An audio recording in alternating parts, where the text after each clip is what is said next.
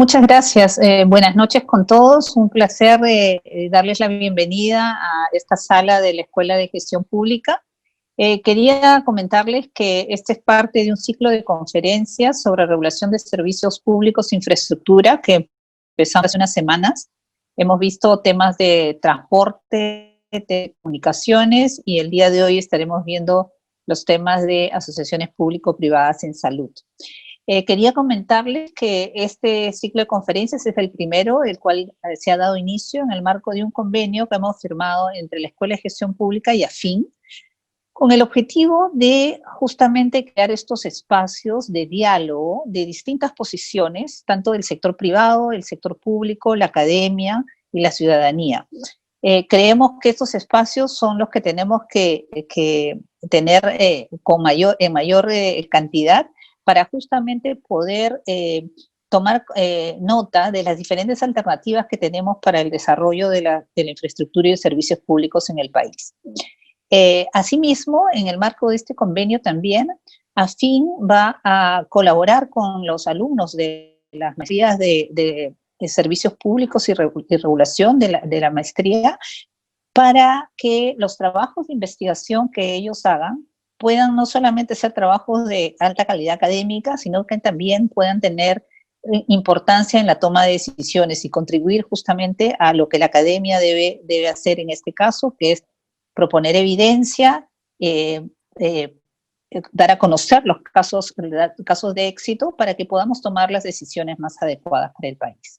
Entonces quería yo agradecer a AFIN por confiar en la Universidad del Pacífico y decirles a todos ustedes que estaremos en breve también proponiendo nuevas plataformas de comunicación de estos temas con otros actores también para generar esos diálogos que les comentaba.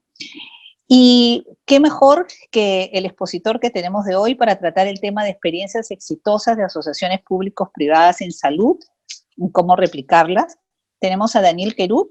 Daniel es gerente general de IBT Group Perú, concesionario de los complejos hospitalarios Guillermo Kaelin y Alberto Barton, APP Bata Blanca de Salud, y además es director de infraestructura social de AFIN.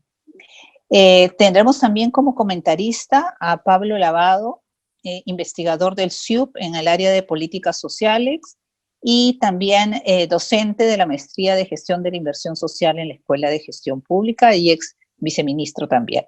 Entonces tenemos tanto expositor como comentarista con mucha experiencia y le doy el pase entonces a Daniel para su presentación. Muchas gracias. Muchas gracias, Elsa.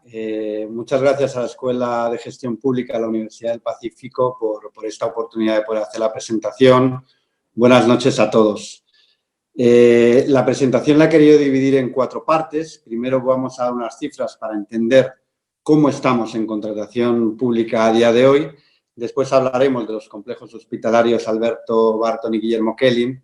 Hablaremos de cómo estamos enfrentando esta etapa de coronavirus y luego hablaremos de algunas otras modalidades de contratación pública y dejaremos encima de la mesa algunas propuestas. La siguiente, por favor.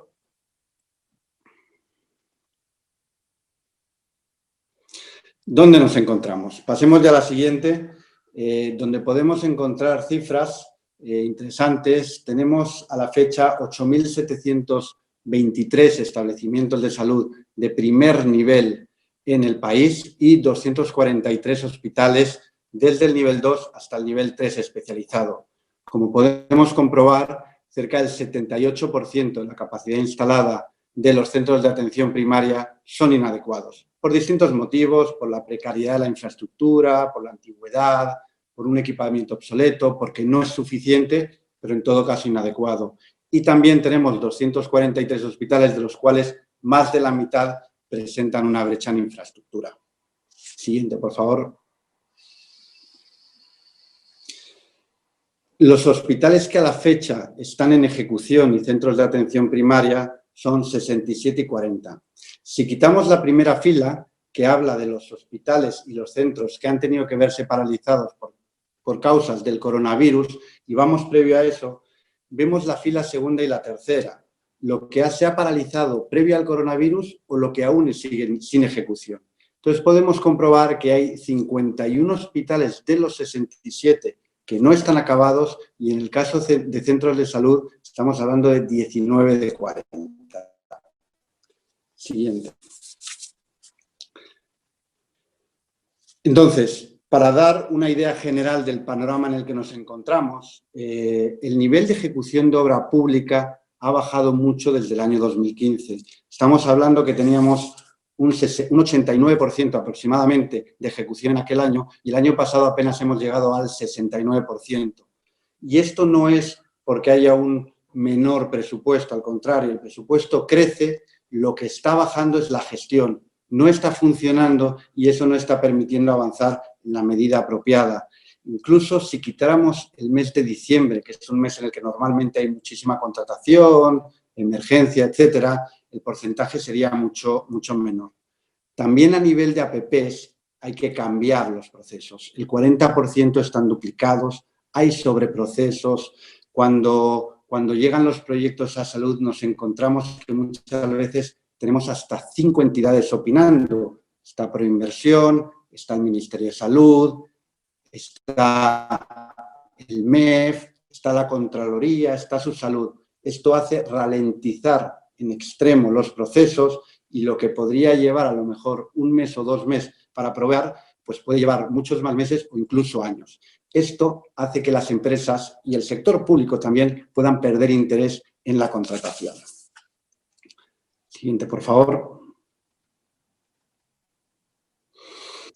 Este es el portafolio priorizado, año 2020-2021, que tiene Proinversión. Entendemos que ya pasará a ser 2021-2022. Aquí nos encontramos con 5 proyectos que son iniciativas privadas cofinanciadas de la ventana 2014 y 2015. Ninguno de esos proyectos se ha licitado todavía, siguen en etapa de formulación 5 o 6 años después. Los 2 últimos son los 2 hospitales de alta complejidad de salud, uno en Chimbote y uno en Piura, que también son de 2013 y que siguen en etapa de promoción, todavía sin licitarse, esperemos que pronto, su construcción y su equipamiento.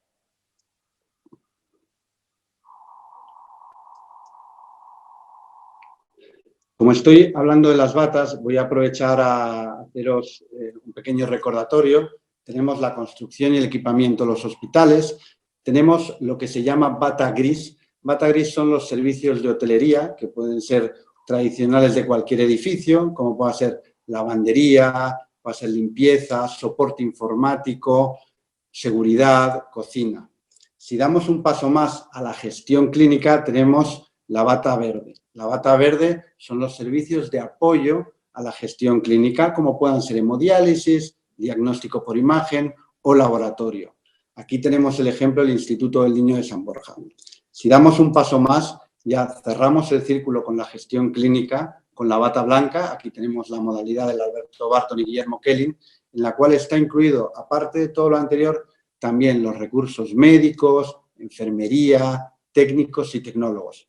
Puede ser atención especializada, cualquier hospital, se puede incluir la atención primaria e incluso se podría dar un paso más allá e incluir la atención sociosanitaria, como pueda ser, por ejemplo, la geriatría. Uno más, por favor. Ahora vamos a pasar directamente a los complejos hospitalarios Alberto Barton y Guillermo Kellin. Son 2 contratos de asociación público-privada, modelo bata blanca, que se firmaron hace 10 años entre Salud, el Seguro Social, y 2 sociedades operadoras, Callao Salud SAC y Villa María del Triunfo Salud SAC, cada sociedad operadora para un complejo hospitalario. Muy resumido, ¿cuáles son las obligaciones de cada una de las partes? Por parte de Salud es proporcionar los terrenos, hacer el pago y evaluar y supervisar los resultados de la prestación. ¿Cuáles serían las obligaciones de las sociedades operadoras? Diseñar, financiar, construir, equipar, mantener, gestionar y prestar la atención en salud, garantizando una cartera de servicios, por supuesto, una calidad y un desempeño que están establecidos en el contrato. Ambos complejos son hospital, centro de atención primaria y centro de hemodiálisis, y atienden a 500.000 asegurados entre ambos todos los años. Siguiente.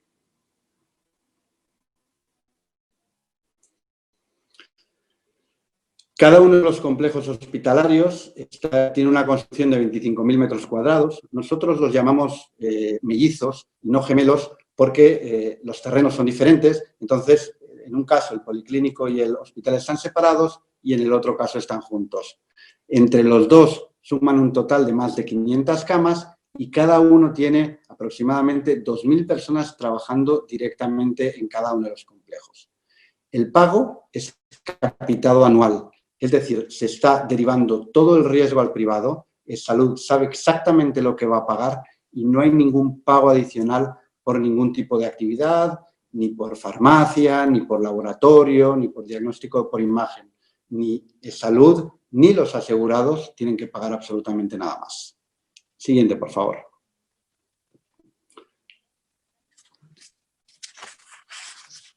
Aquí podéis ver algunas fotos del Hospital Alberto Barton de Callao y en la próxima diapositiva vais a poder ver algunas fotos del Hospital Guillermo Kellin de Villa María del Triunfo.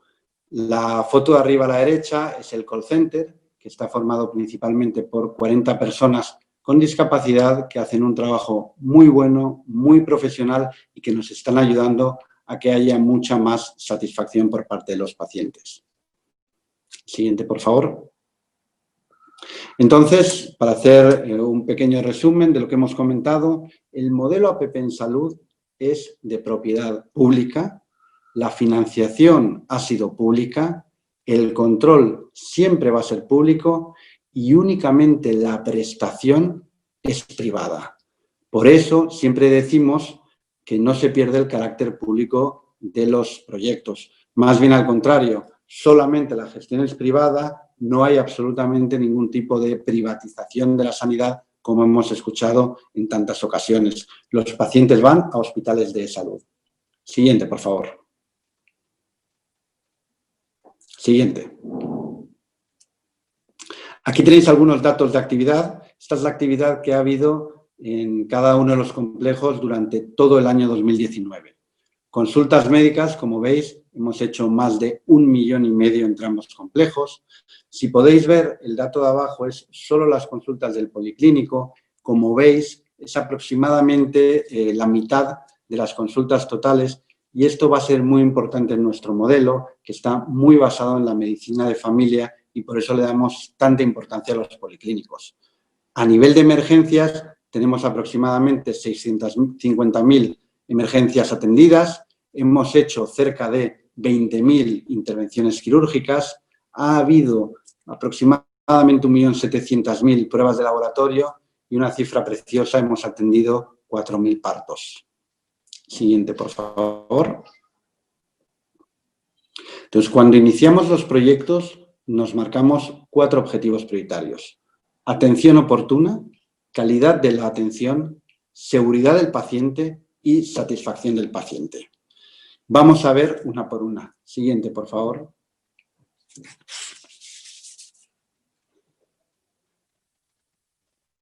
Atención oportuna. ¿Qué significa? El paciente en el centro de la pirámide. Tenemos a un lado los recursos humanos y sin que suene de cliché ni muchísimo menos, es nuestro recurso más preciado. Nuestros colaboradores hacen un trabajo excepcional. Nosotros no les enseñamos medicina, no les enseñamos enfermería, eso lo aprenden en la universidad, pero sí les enseñamos un modelo de gestión diferente, hacemos una capacitación continua para enseñarles cómo queremos que atiendan a nuestros pacientes. En el otro lado tenemos la tecnología tan sumamente importante para ir incorporando las novedades en salud y que realmente ha sido muy importante en estas fechas de coronavirus porque ya teníamos implementado prácticamente el teletrabajo, la telemedicina, la teleasistencia. Y encima, coronando esta pirámide, tenemos nuestro modelo de atención. Nuestro modelo de atención se basa en 2 premisas. Una, que es la prevención y el otro que es la atención primaria.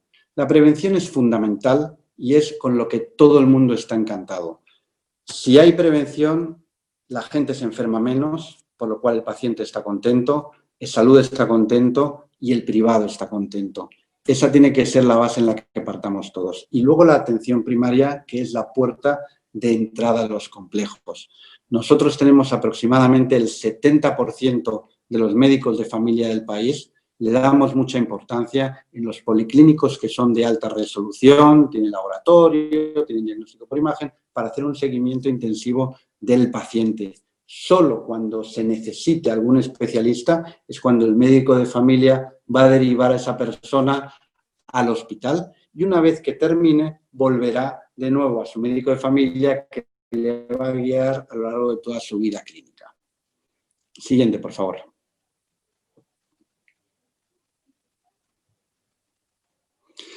También, como hemos dicho, atención oportuna es tecnología apropiada. Vamos a ir hablando de la tecnología a lo largo de toda la presentación. Aquí, por ejemplo, os presentamos los kioscos de atención. Todos conocemos casos de personas que tengan que ir o hayan tenido que ir en algún momento a hospitales públicos, hayan tenido que ir a las 5 de la mañana, 6 de la mañana, hacer colas, esperar para que a lo mejor te atiendan en la tarde. Aquí no, las citas se preprograman, tú llegas al hospital, vas a estos kioscos de atención y te dicen exactamente dónde tienes que ir, a qué consultorio, con qué doctor te vas a atender, por lo cual no es necesario que vengas más que 15 o 20 minutos antes. Siguiente, por favor.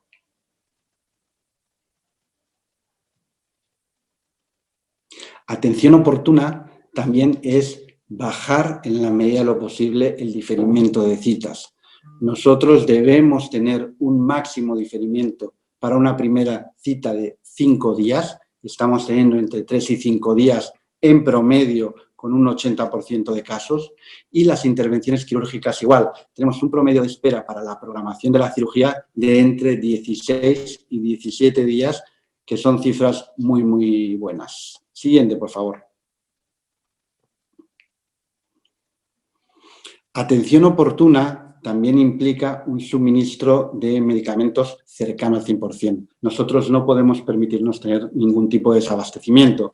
Tenemos una central de compras, logística y farmacia muy potente, muy desarrollada. Tenemos un centro logístico en Punta Hermosa que da cobertura a ambos complejos hospitalarios y también a algunas otras clínicas del país.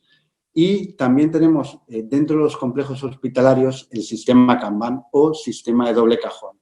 Este sistema tiene cada material, cada medicamento, tiene un doble cajón.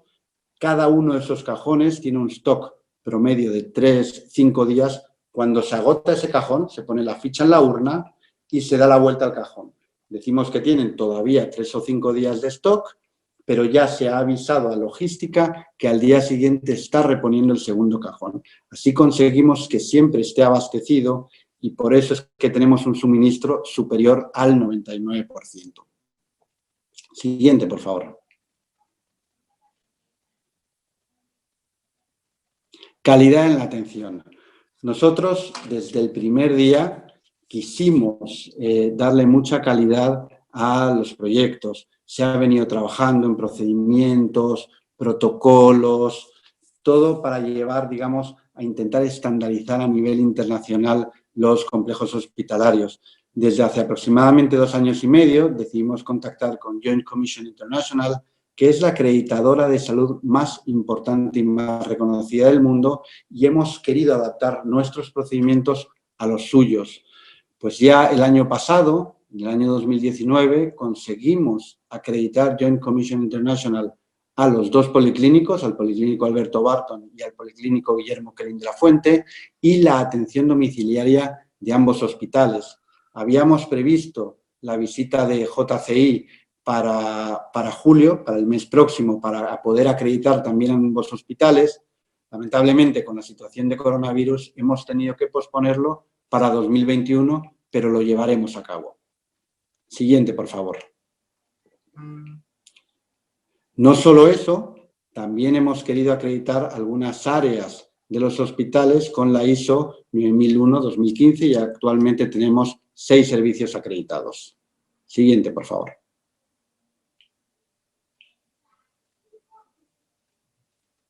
Seguridad del paciente. La historia clínica electrónica probablemente es la más avanzada del país, está totalmente interconectada con todos los servicios y todos los sistemas de los complejos hospitalarios, está conectada con farmacia, con laboratorio, con diagnóstico por imagen, tiene firma digital del personal asistencial y no estamos hablando de que la historia clínica sea una mera base de datos, sino que realmente es muy completo y tiene toda la vida clínica del paciente. Por otro lado, tenemos a los pacientes de hemodiálisis, que son pacientes muy delicados, crónicos, que tienen que venir 3 veces a la semana, 4 horas al día, y por eso hemos querido darles mucha más seguridad. Tenemos los primeros equipos de hemodiálisis con el sistema Nexadia, que es una tarjeta inteligente con todos los datos personalizados de cada uno de los pacientes y que también está conectada con la historia clínica electrónica. Y luego, por otro lado, tenemos los laboratorios también más potentes del país y probablemente de los más potentes y de los más modernos de América Latina, totalmente automatizados con nuestro partner Unilabs. Son laboratorios que están dando, como habéis visto en las cifras anteriores, aproximadamente 1.700.000 pruebas al año y aún así apenas estaremos utilizando un 15-20% de su capacidad para que os podáis hacer una idea de la potencia que tienen. Siguiente, por favor. Satisfacción del paciente. Nosotros tenemos por contrato que cumplir 40 indicadores, tanto de satisfacción como de calidad, y esto se hace a través de una encuesta mensual que lleva a cabo la encuestadora independiente Arellano. Aquí hay algunos datos, por ejemplo, la satisfacción del usuario, que está entre el 80 y el 85%. Es un índice de satisfacción realmente alto, pero nosotros nos hemos marcado llegar por lo menos al 90%. El porcentaje de quejas, por ejemplo, en el contrato estipulaba que debía ser menor al 10% y estamos hablando que estamos en el rango del 0,01%. Este indicador es importante, pero para nosotros también lo es mucho el porcentaje de quejas resueltas. Nosotros debemos mantener satisfechos a los usuarios, debemos dar muy buena calidad, pero también es importante que si tenemos quejas seamos capaces de contestarlas, de resolverlas en la medida de lo posible y trabajar con el paciente para que no vuelva a suceder.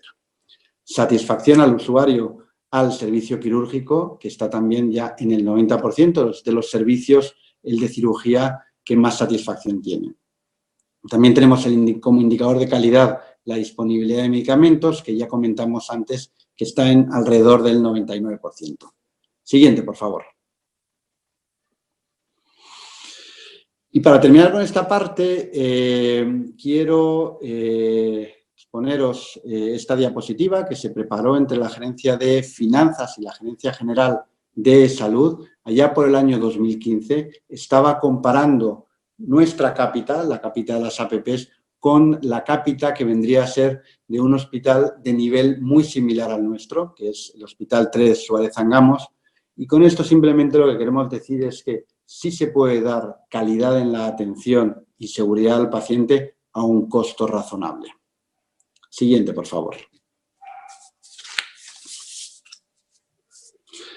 ¿Cómo estamos enfrentando el COVID-19? Bueno, en primer lugar, nosotros hemos designado un equipo director. Siguiente, por favor. Un equipo director que ya lo designamos en enero de este año porque sabíamos que iba a llegar también a Perú. Este equipo director está conformado por la gerencia asistencial, por los directores de ambos complejos hospitalarios y por un grupo de epidemiólogos y médicos ocupacionales.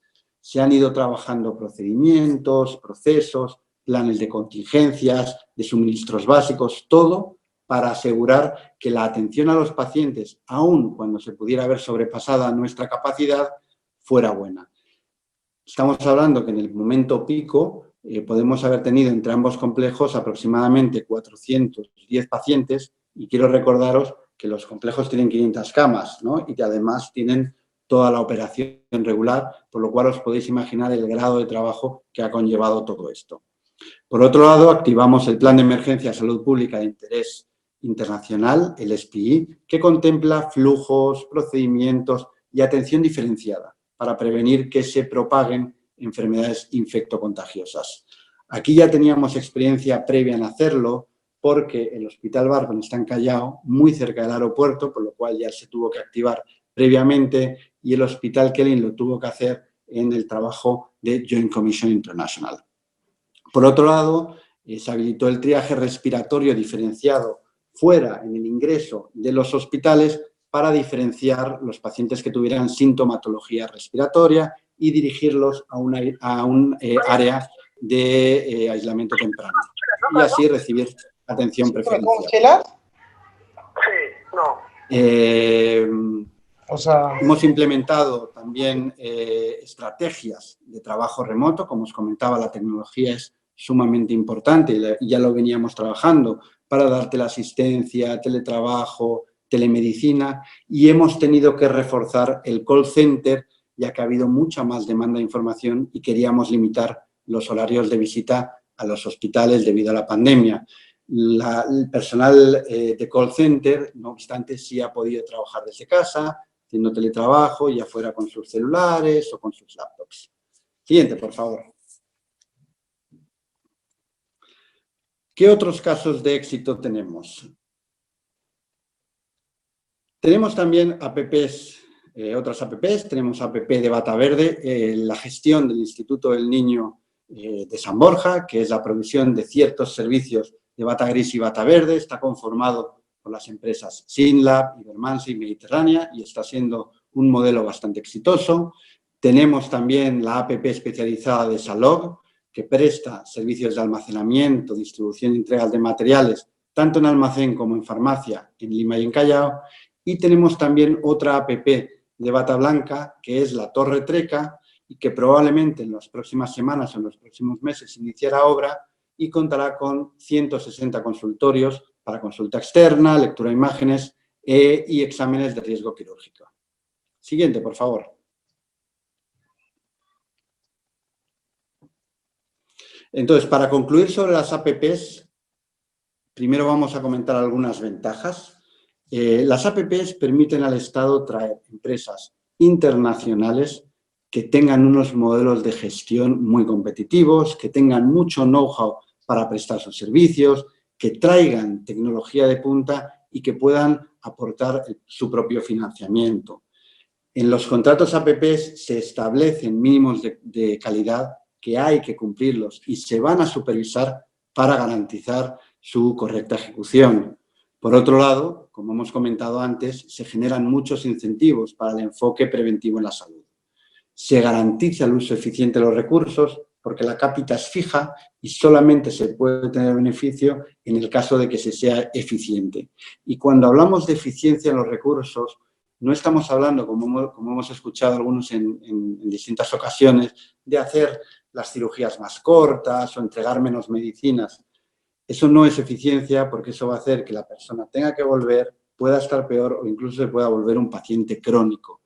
Eficiencia es trabajar mejor y con calidad.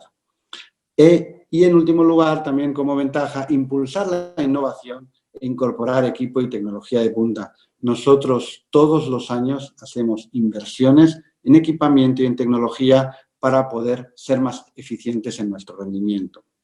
Pero por otro lado, ¿qué se necesita para que las apps funcionen? En primer lugar, que haya muchísima agilidad en la etapa de formulación. Estamos hablando de que solo esa etapa, que es previa al inicio de la obra, puede llevar 6 a 8 años. Esto hace que tanto el Estado como las empresas privadas puedan perder el interés en llevar adelante apps. También es necesario que haya un compromiso a todo nivel, tanto público como privado, con el modelo, que el contrato sea sólido, pero sea flexible. Seguro que a ninguno de vosotros os gustaría ir a un hospital que os están tratando hoy como lo hubieran hecho hace 25 años. La salud es dinámica, hay innovaciones y queréis que eso se vea reflejado en el hospital o en el policlínico al que veis. Por eso el contrato debe ser flexible, no para que haya más costos, no para subir la cápita, sino para poder hacer cambios. Y para eso también es necesario que haya mucho dinamismo en las decisiones. Por supuesto, una visión compartida a largo plazo, porque estamos hablando de contratos a 20, 30 o hasta 50 años. Siguiente, por favor. ¿Qué otros mecanismos tenemos? Siguiente, por favor. Tenemos la licitación pública tradicional que todos conocemos, no me voy a detener en ella, pero sí quiero hablar de dos desventajas específicas. La primera es que la licitación pública se basa en infraestructura y equipamiento. No se basa en la salud, no se basa en la gestión, es una mera licitación de ladrillos, de infraestructura, de equipamiento, y luego vamos a tener que hacerlo al revés, basar la gestión de la salud en esa infraestructura que tenemos.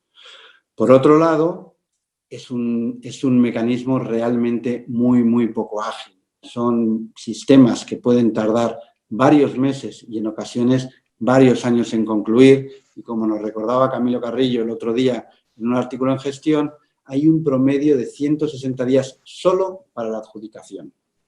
Siguiente, por favor.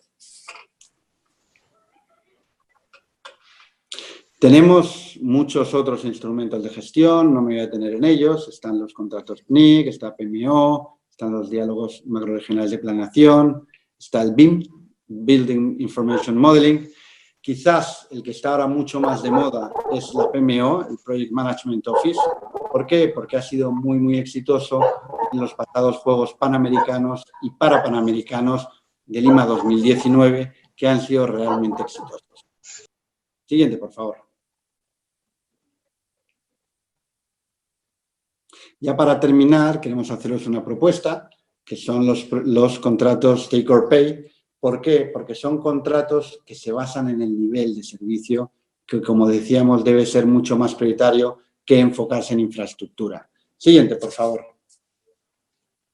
Estos contratos, el Estado lo que hace es adquirir un servicio, pues en un producto, a un precio fijado. Es decir, el Estado lo que hace es identificar una brecha de salud, define cuál es la población a la que quiere llegar y con eso puede definir una cartera de servicios y un nivel de servicio y de calidad que quiere tener como estándar. Es entonces cuando el Estado va a licitar esa compra y va a ser el privado el que va a diseñar el hospital, lo va a financiar, lo va a construir con miras a ese contrato que ha firmado.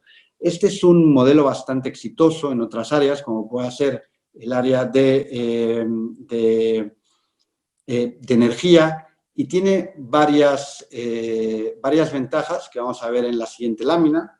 Son ventajas que realmente vendrían a ser muy similares a las ventajas que tienen los contratos APPs. Siguiente, por favor. Tiene un esquema que se centra, como hemos dicho, en la salud y no en la infraestructura y el equipamiento. Tiene una atención oportuna, es decir, el contrato ya rige lo que van a ser todos los estándares de calidad que va a tener. Se traslada una buena parte de los riesgos al privado.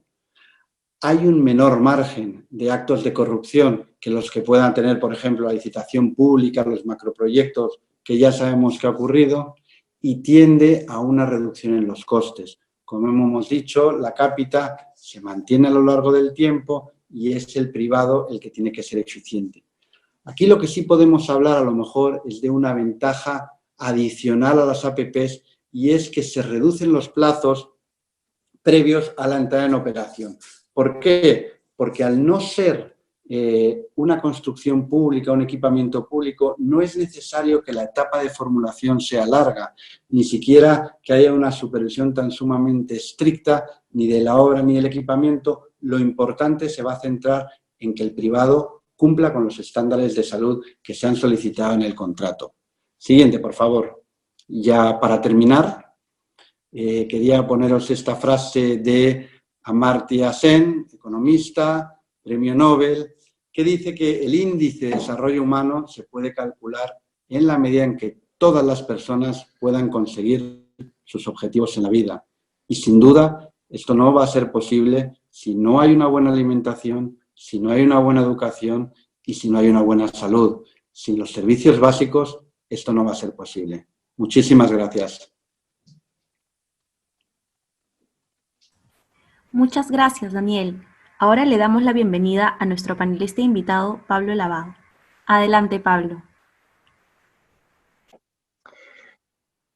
Buenas noches. Muchas gracias por la invitación para dialogar con respecto a este tema. Muchas gracias, Daniel, por la presentación también que has hecho. Eh, creo que el hecho de que estamos viviendo esta pandemia en el Perú ha reflejado de manera mucho más tangible las necesidades eh, que tiene la salud pública en el Perú. Necesidades que tienen distintas causas. Entre una de ellas es una falta de gestión de los servicios de salud.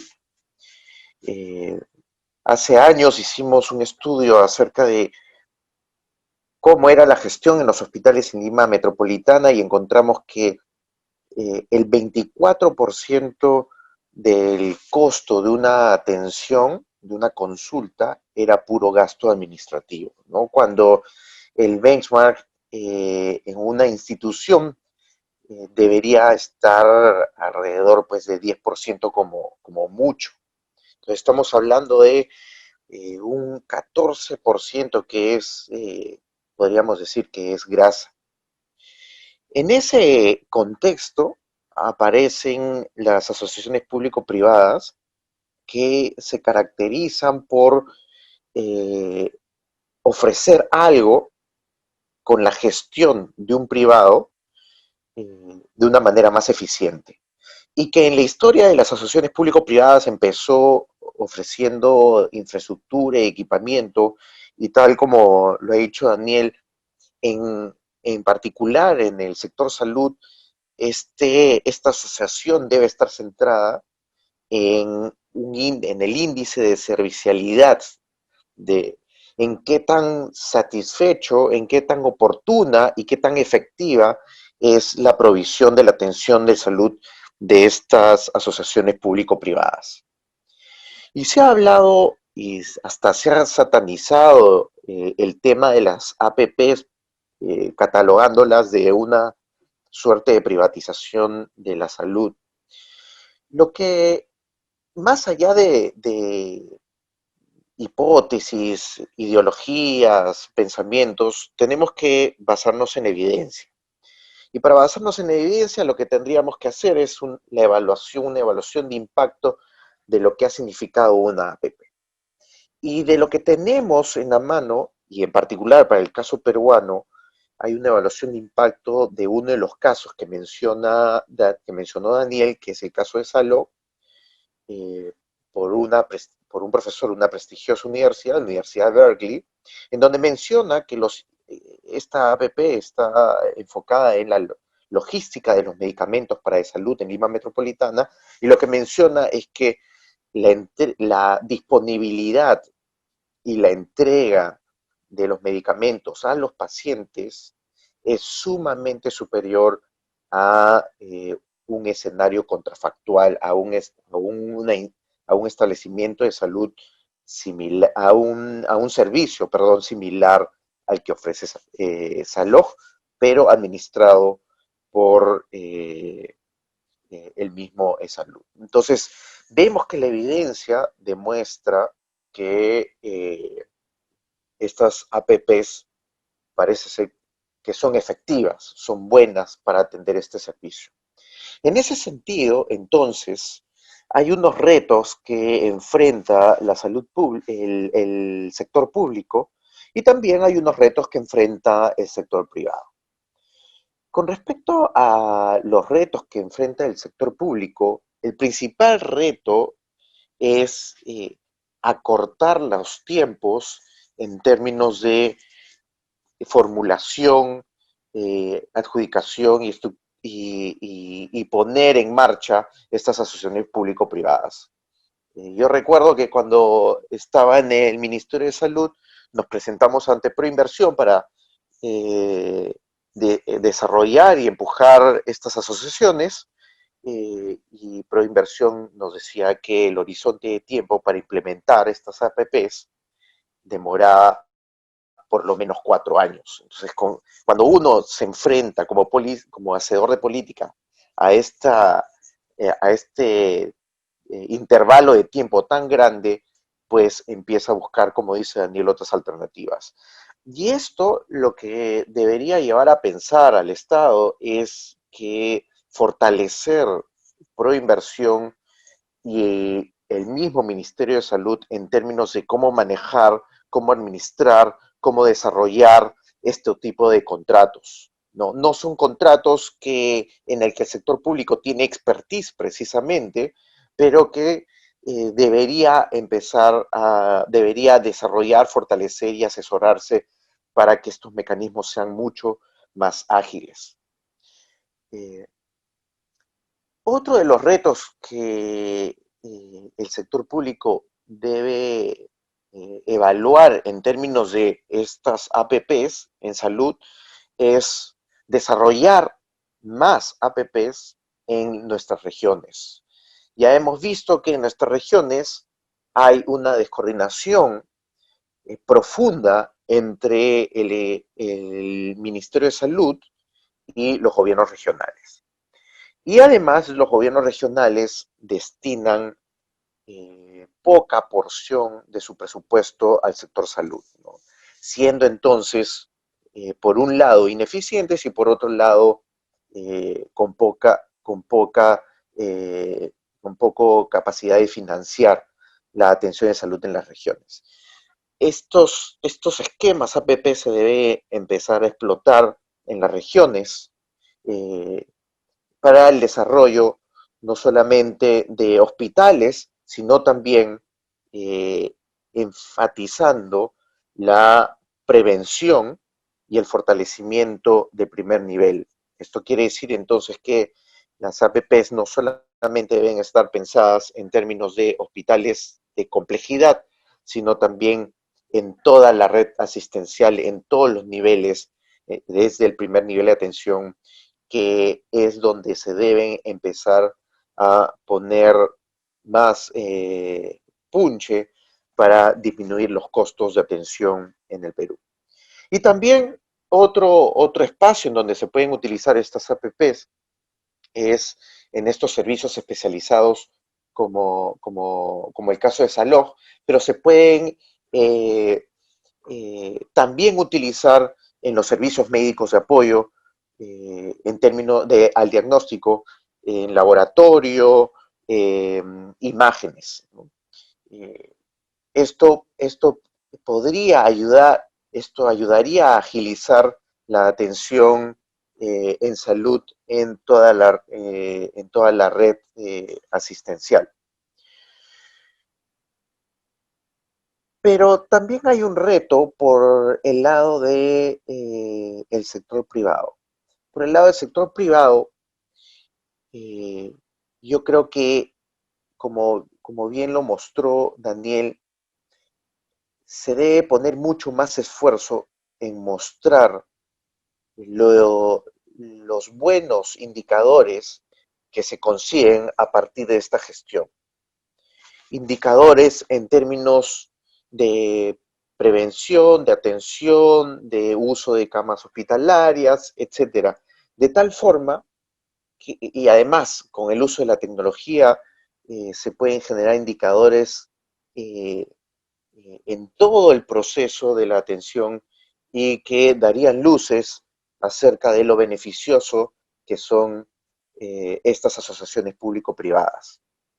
Y además de esta información, y así como esta evaluación de impacto que les conté al principio, eh, enfatizar y mejorar esta capacidad comunicacional por parte de la gestión privada en términos de lo beneficioso que es. Estos indicadores de satisfacción del cliente, de satisfacción del paciente, de satisfacción del peruano, son aquellos que se deben mostrar de tal forma que se resalte las ventajas de estas asociaciones. Y además no solamente mostrar la satisfacción de los pacientes, sino también se podría mostrar la satisfacción de los colaboradores dentro de los hospitales gestionados por APPs, la satisfacción de los médicos, la satisfacción de los profesionales de salud, y eso le va a dar un valor agregado al tema comunicacional.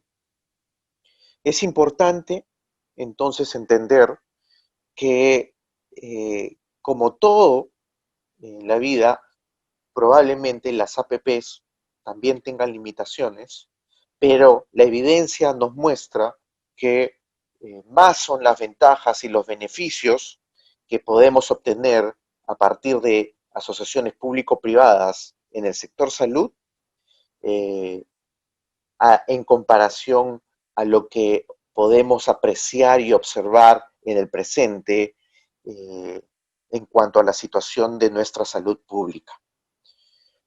El mensaje clave que nos brinda Daniel y que yo creo que debemos explotar es el de colaborar.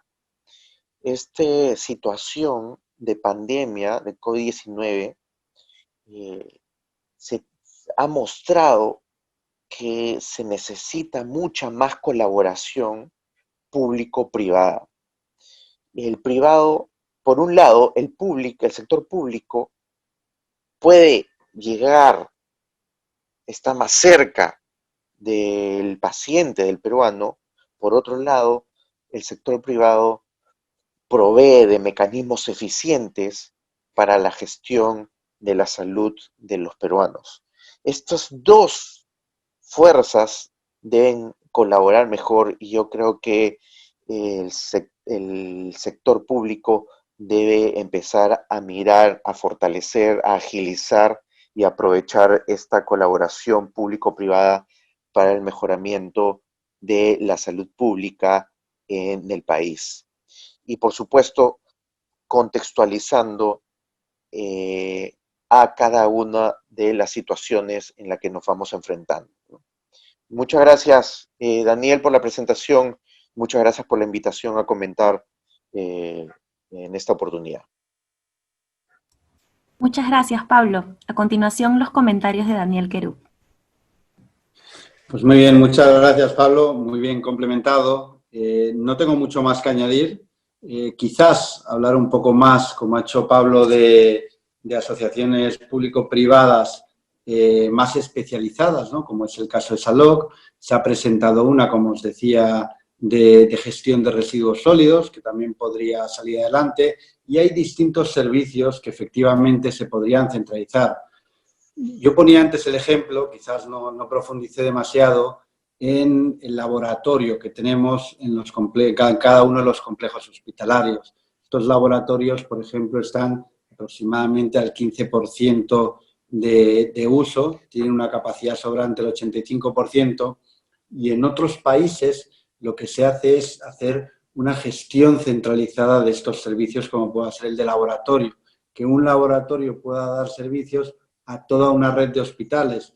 Lo mismo podría pasar con diagnóstico por imagen, ¿no? Se podría hacer un trabajo de telediagnóstico para no tener que tener personal en cada uno de los complejos, simplemente habría que digitalizar los equipos. Y como esto podemos hablar de muchos casos más. Quizás esto es mucho más rápido para parte de la infraestructura que no está todavía en marcha, se podría hacer a través de estos mecanismos, y en caso ya más a largo plazo, pues sí habría que ver otros sistemas, como pueda ser las APPs, como pueda ser los contratos take or pay o los distintos PMOs que hemos comentado anteriormente. Entonces, no es que haya un modelo bueno y un modelo malo, no, las APPs no son la solución para absolutamente todos los problemas, ni tienen que estar satanizadas, como efectivamente ha dicho Pablo, que a veces lo están. Las APPs son buenas, pueden ayudar mucho en el marco de la salud, pero tienen que trabajar de la mano de otros proyectos, ¿no? Yo creo que básicamente esa sería un poco mi complemento. No sé si queréis que pasemos a las preguntas.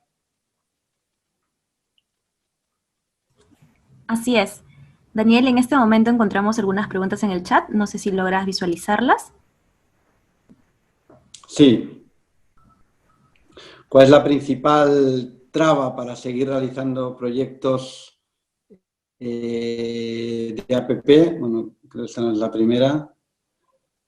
Tenemos, ¿cuáles son las principales dificultades que han enfrentado en el desarrollo de estas APPs? Bueno, en nuestro caso concreto han sido las primeras APPs de salud, no solamente de modelo bata blanca, sino en general, por lo cual nos ha tocado, como se dice en Perú, pagar el derecho de piso, ¿no?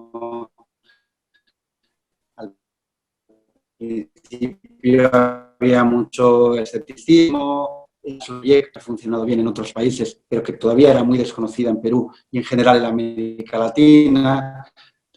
Entonces, eso ha hecho que este escepticismo haya estado bastante presente en los primeros años, pero creemos que poco a poco, con el trabajo que se está desarrollando, pues ha ido desapareciendo, ¿no? Al final, estamos hablando de una asociación. Ahí quizás todavía el Estado no siempre tiene claro que aquí no hablamos de un contrato tradicional proveedor-cliente, sino que hablamos de dos socios que están dirigiéndose por la misma carretera, ¿no? Y tenemos los mismos objetivos y tenemos las mismas ambiciones de calidad, justamente en ese aspecto que tenemos que apoyarnos más, no solamente, digamos, trabajar con ese instinto que muchas veces tienen los funcionarios de estar supervisando, sino de ver soluciones conjuntas, ¿no? Prácticamente esas han sido las principales dificultades a las que nos hemos ido enfrentando. Ha habido muchos cambios en las administraciones, por lo cual hay que estar explicando siempre de nuevo el modelo y enseñando un poco cómo queremos desarrollarlos, pero sí creemos que nos hemos ido ganando a lo largo de estos años, 10 años desde que se firmó el contrato y 6 desde que inició la operación, la confianza de salud y se está trabajando desde luego mucho mejor que antes. La idea es que los ingresos cubran las operaciones. Si no los cubren, pues obviamente, como en cualquier contrato, sea de APP o no sea de APP, hay unas cláusulas de equilibrio económico que hay que analizarlas y hay que trabajarlas para ver si efectivamente esa cápita no fuera suficiente. Es verdad que hemos tenido años en los cuales hemos estado muy cerca del break-even, hemos conseguido ser más eficientes, no es el caso de estos últimos 2 años. Luego salen circunstancias excepcionales, como puede ser ahora con el coronavirus, en el cual pues hemos tenido que hacer inversiones y compras adicionales, ¿no? para poder mantener sobre todo a nuestro equipo bien protegido, a nuestro equipo humano bien protegido en los complejos y a los pacientes de la mejor manera.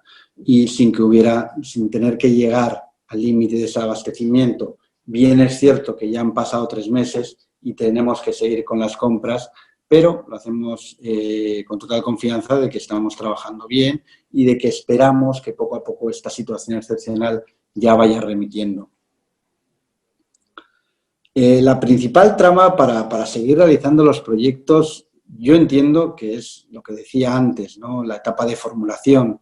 Estamos hablando que cuando el proyecto llega a Proinversión, no significa que Proinversión avance, tome decisiones hasta llegar a la licitación, sino que tiene que estar entablando conversaciones con, como decía, con el MINSA, con su salud, con la Contraloría, con el MEF. Entonces, esto lo hace realmente complicado, largo, todo el mundo pone sus coletillas, sus comentarios. Finalmente, pues cuando aquí el gobierno es de 5 años y los gobiernos regionales son de 4, pues, y solo la etapa de formulación te puede llevar 6, 8 años, pues es verdad que muchas veces tanto el Estado como las empresas públicas pues pierden el interés, ¿no? Y es esa parte de formulación la que hay que intentar que sea mucho más ágil para que realmente las APPs vuelvan a ser llamativas como eran antes, ¿no? El mecanismo de iniciativa privada autosostenible sí se ha utilizado. En las ventanas entre 2014 y 2016 se presentaron cientos de iniciativas privadas, tanto cofinanciadas al 100%, cofinanciadas en un porcentaje más bajo o autosostenibles. El problema es que aproximadamente el 90%, y no tenemos los datos exactos porque rige por principios de confidencialidad, pero sí se presentaron bastantes iniciativas autosostenibles que tampoco consiguieron avanzar y por el camino se han ido cayendo, ¿no? Finalmente, esa ventana, si no estoy equivocado, solamente una se ha licitado y se ha conseguido firmar el contrato, no es de salud, y el resto siguen en etapa de formulación avanzando. Si la empresa no recauda lo proyectado, la empresa no tiene que recaudar. El que recauda es el seguro social a través de un fideicomiso que está en un contrato con las sociedades operadoras, tanto de nuestros complejos hospitalarios como del proyecto de Salou y del proyecto de Torre Trecca, y es el que va haciendo los pagos mensualmente para llegar a la capita anual. Los obstáculos, es lo que he comentado, para seguir desarrollando más proyectos, los que he comentado previamente, ¿no? De tener tantos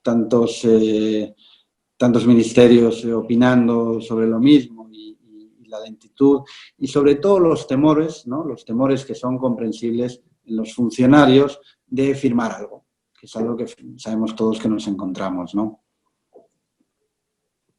¿Existe en el país un análisis de redes hospitalarias para una visión de intervenir con APPs de bata gris, verde o blanco? Bueno, tan específicamente, sin intervenirlas con APPs de bata gris, bata verde o bata blanca, no creo que haya un análisis. Hay muchos análisis de la brecha de infraestructura, AFIN, la Universidad del Pacífico han hecho bastantes análisis, o sea, los datos están. Ahí un poco nuestra recomendación sería que en hospitales ya existentes sería conveniente no trabajar tanto la bata blanca o la bata verde, ¿no? Porque ya son hospitales que ya tienen unos años, tienen una forma de trabajo y que llegue el privado, lo cambie, podría ser realmente complicado, ¿no? Entonces, lo que sí ha sacado el MINSA han sido unos principios para ver la posibilidad de ceder al privado algunos hospitales o algunos centros en formato de bata gris para poder manejar lo que es principalmente la parte del mantenimiento de la infraestructura, mantenimiento biomédico y algunos otros servicios. No sé, Pablo, si me quieres acompañar con alguna de las preguntas, algo que quieras. Sí, yo quisiera dar la perspectiva desde adentro de la oportunidad que estuve en el MINSA, y uno de los principales obstáculos, además de lo que ya mencionaste y que observé muy de cerca, era la poca disponibilidad que había, no por parte del Ministerio de Salud, sino también que venía por parte de las unidades ejecutoras que tenían que eh, eh, juntar la información para enviarla a proinversión. Entonces, y además, no solamente en Lima, sino también en las regiones. Este tipo de obstáculo hacía que todo fuese más lento. Había también un tema de conflicto interno en las unidades ejecutoras. Entonces, ese aspecto que menciona Daniel, con saber cómo utilizar las asociaciones público-privadas en hospitales ya existentes, ir por servicios auxiliares o quizá ofrecer servicios médicos de apoyo es una solución. Pensemos, y la oportunidad de gestionar nuevos hospitales, sobre todo en las regiones del país. Y no hay que pensar que el privado nunca pierde, porque de nuevo, viéndolo desde adentro, ustedes podrían hacer el análisis presupuestal de los hospitales públicos, y si hicieran el análisis presupuestal de los hospitales públicos, se darían cuenta pues que hay un montón de presupuesto que el paciente no observa en términos de bienes y servicios, no observa en términos de medicamentos, no observa en términos de insumos médicos y finalmente no observa en términos de efectividad en la resolución de los problemas de salud. ¿Y quién paga entonces las atenciones adicionales? ¿Quién paga los sobrecostos de la falta de medicamentos? ¿Quién paga el hecho de que se tengan que tomar imágenes fuera del hospital público. Tendrían que ir, o lo paga el Estado con mayor presupuesto, y dándole más dinero a una maquinaria que ya de por sí es ineficiente, o lo paga el mismo ciudadano teniendo que acudir a servicios fuera del sector, fuera del hospital, para adquirir medicamentos, imágenes, exámenes de laboratorio. Entonces, aquí no, yo creo que no eh, no es pensar solamente en términos de qué es lo que se lleva el privado, sino es pensar en términos de costo-beneficio, ¿no? Y el beneficio es la atención del paciente, el servicio al paciente, sujeto a un costo. ¿Quién es más eficiente dando ese servicio? Bueno, el que sea más eficiente que lo dé. También hay hospitales que son más eficientes que otros, hay una heterogeneidad de atención en los hospitales. Aquí lo que se está explorando es utilizar la capacidad de gestión del sector privado para ofrecer un servicio de mayor calidad donde el sector público no lo puede ofrecer.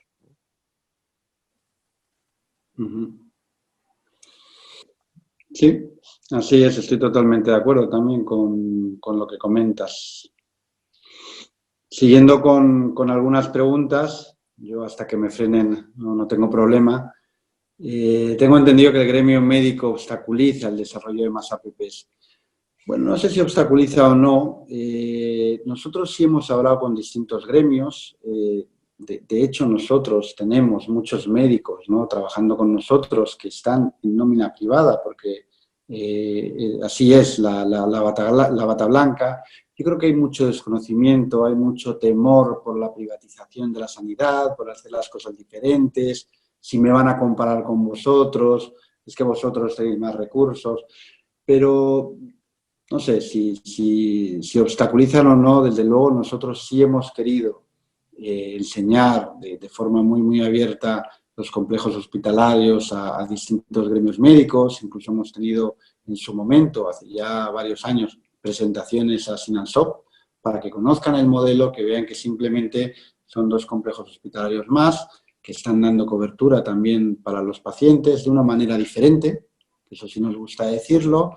Creemos que con mucha alta calidad, con seguridad del paciente, y bueno, para que lo conozcan y en la medida que podamos compartir con ellos nuestro modelo y que también ellos puedan trabajar de esa manera.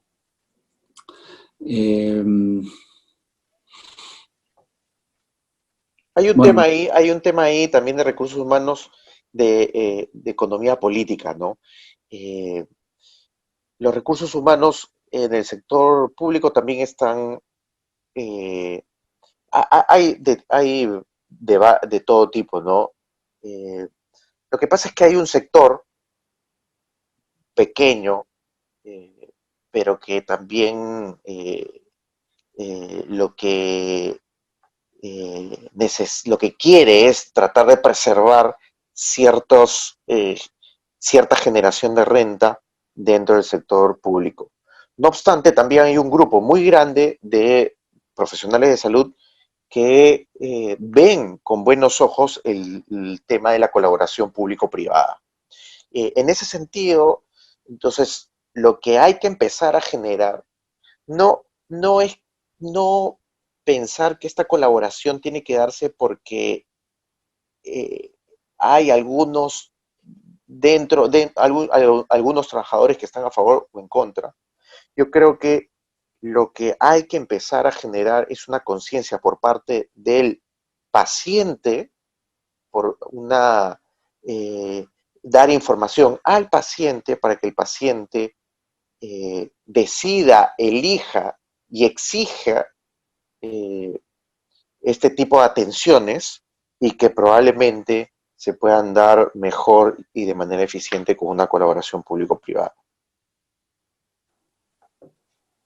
Esa es la idea, efectivamente. Más preguntas sobre hemodiálisis, sobre laboratorios. Sí, efectivamente, nosotros tenemos, aparte de una zona de equipamiento de hemodiálisis en los complejos hospitalarios, también tenemos 2 clínicas especializadas en hemodiálisis trabajando al 100% para los complejos hospitalarios. Estamos atendiendo aproximadamente a 350 personas que necesitan de hemodiálisis, y también tenemos personas a los que ya estamos trabajando diálisis peritoneal. Tema de laboratorio, nosotros sí conocemos que hubo una iniciativa privada, también hace aproximadamente 10 años, para montar un laboratorio central para salud, que en su momento sí estuvo avanzando, finalmente se desechó. Nosotros lo que sí le hemos comentado a salud es que los laboratorios centrales ya los tienen, porque ya en los complejos están.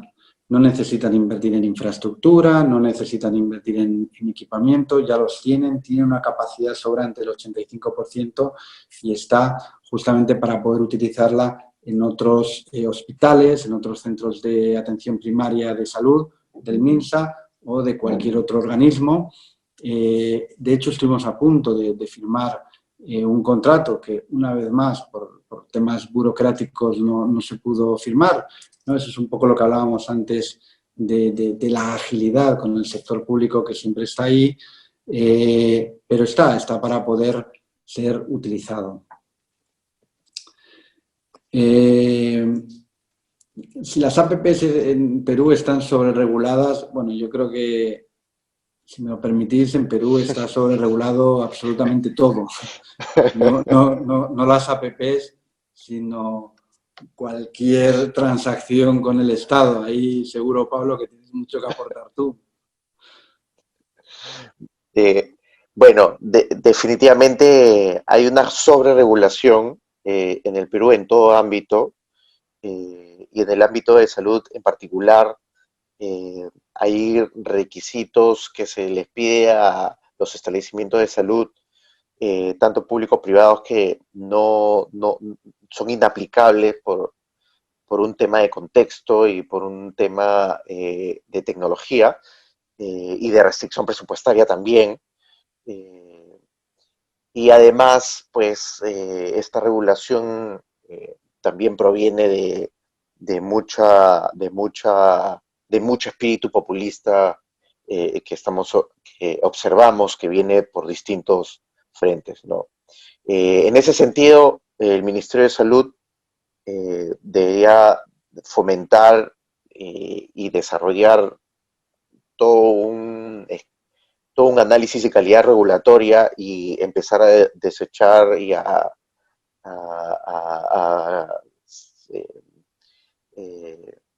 dejar inhabilitadas algunas normas que están generando además cuellos de botellas, no solamente dentro del sector público, sino también, no solamente, perdón, en el sector privado, sino también dentro del sector público, y que finalmente son inaplicables, ¿no?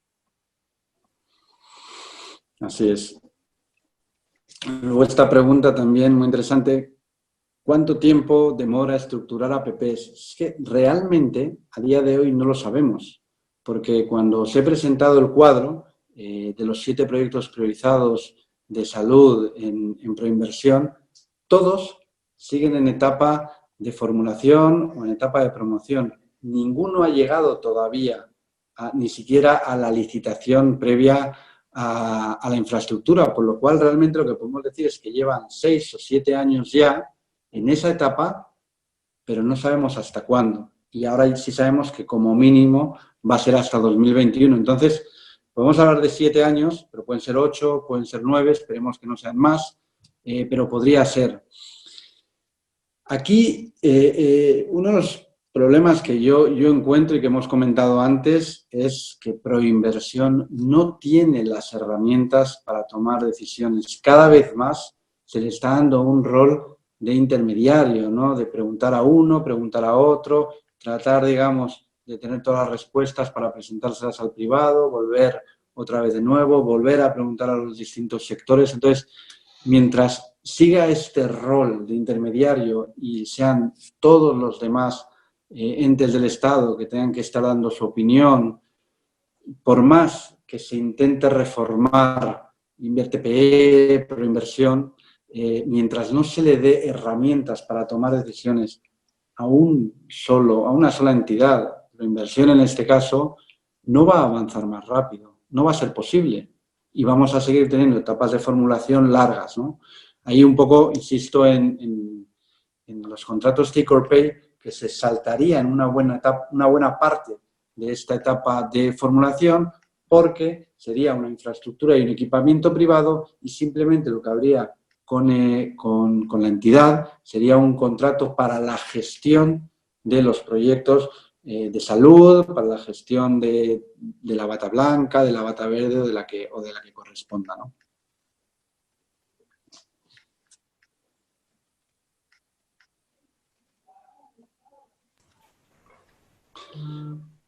En tu experiencia, ¿qué se necesita para tener un modelo APP en salud que sea bata blanca y en general la operación y mantenimiento? Bueno, yo creo que para que sea bata blanca es indispensable, y es mi entender, que sea un hospital nuevo. Como decía antes, y como también ha recalcado Pablo, no es conveniente que un hospital que ya tiene unos años trabajándose, de repente se le pase a una estructura de gestión privada, de bata blanca, en la cual pues vaya a cambiar, digamos, la forma de trabajar que tienen y muchas veces pues eso es complicado, probablemente no tengan historia clínica electrónica, la sigan teniendo manual, entonces la verdad muchas veces es más sencillo y me permitiría decir incluso más barato empezar desde cero que tratar de reformar, digamos, un hospital que pueda tener ya 30, 40 años de historia y tratar de pasarlo al privado, porque probablemente habrá mucha más confrontación y será mucho más difícil de gestionar. No sé, ahí Pablo, si estarías de acuerdo conmigo, y a lo mejor ahí lo que habría que hacer es más bien trabajar la bata gris para asegurar tener un buen mantenimiento, tanto la infraestructura, el equipamiento y todos esos otros servicios que hemos comentado antes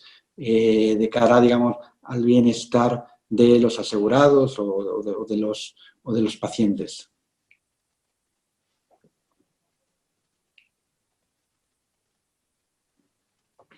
IBETE tiene proyección de realizar otra inversión en salud, gestión bata blanca en Perú.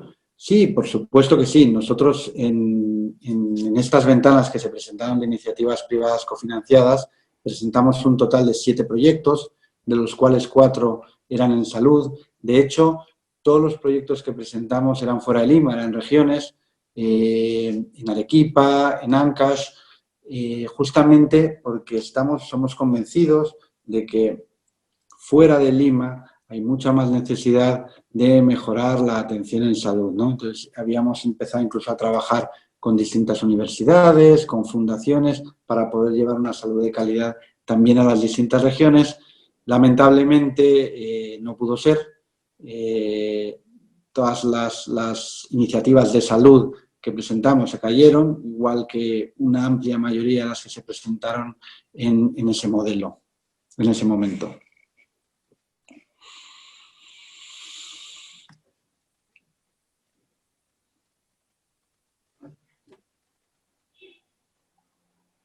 ¿Cómo prevén no caer en la gestión peruana, sino más bien impulsar el know-how de las APPs en los trabajadores? Bueno, eso lo teníamos claro desde el principio. Yo insisto que nosotros no tenemos que enseñar medicina, no tenemos que enseñar enfermería. Nosotros tenemos aquí en Perú un personal asistencial muy bien preparado.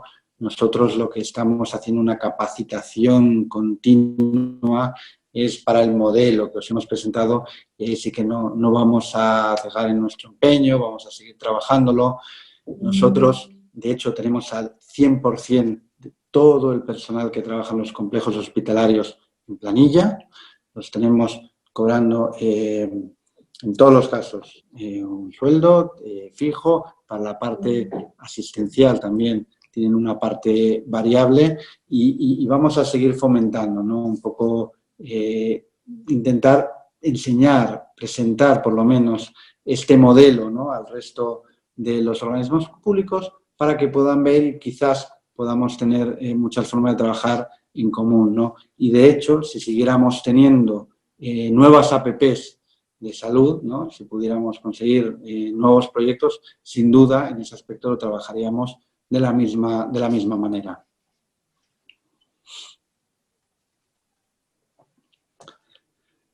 Falta mayor difusión de las ventajas que ofrecen las APP versus construcción de hospitales bajo ley de contrataciones. Bueno, aquí me tenéis, somos muchos los que sí somos unos convencidos que es importante fomentar más la gestión de salud versus la contratación pura y dura de ley de contrataciones.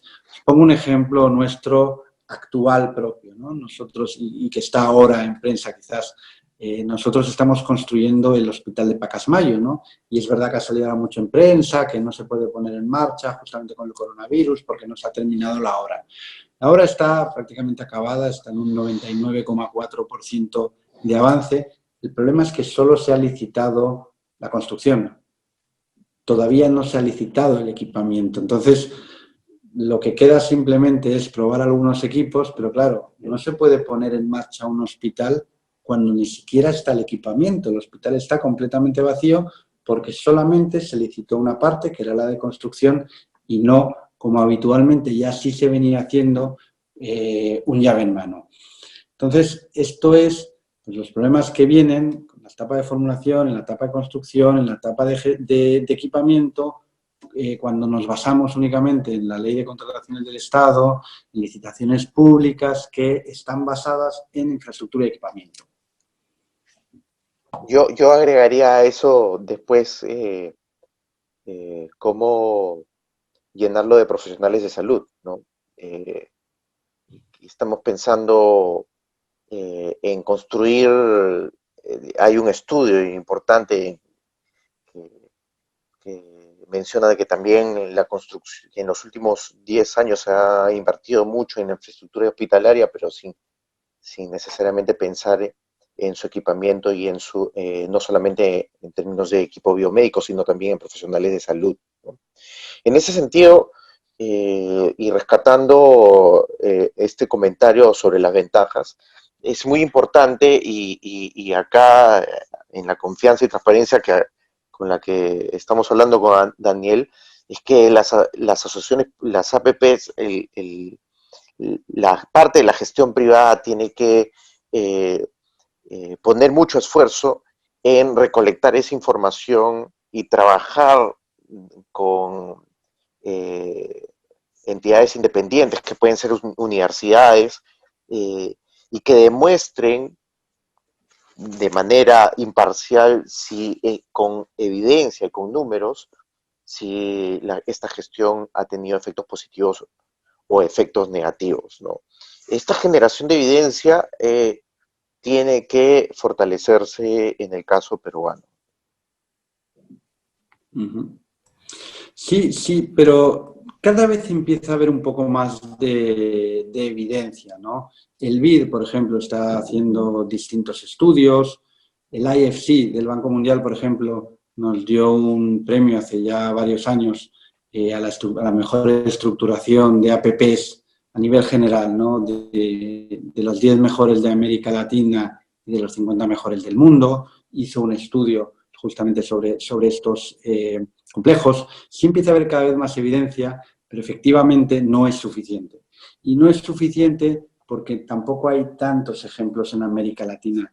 Yo de bata blanca creemos que hay un hospital pequeño en Brasil que también es modelo bata blanca, pero el resto vienen a ser batas grises o quizás en algún caso bata verde. No hay todavía suficiente experiencia, por lo cual no hay evidencia universitaria demasiado grande para realmente poder, digamos, confirmar, ¿no? Todos los datos, todo el trabajo que se está haciendo dentro de las APPs.